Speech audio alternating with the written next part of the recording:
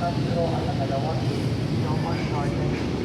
Kaya sa inatalisan Mariam Ika Adera, anak ng Mr. Alfred Adera Benz and Company dalawang Ilocos Norte.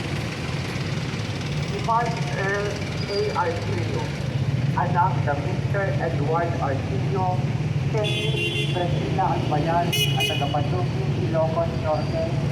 Kaya sa itatalisan S.A. anak ng Mr. Natin Teresita Versino Ginawang Ilocos Norte. Si Clifford S. Domingo, anak ng Mr. Salvino S. Domingo, Jonathan Domingo at ang dalawang Ilocos Norte.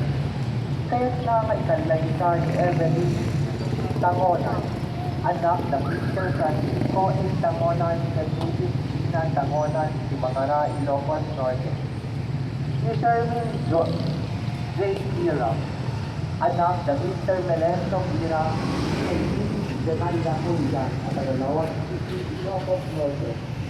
Kaya sa italisa ni Florence Rapita, anak ng Mr. Professor Rapita sa Judith Jodelida Villa, Patuloy Ilocos Norte.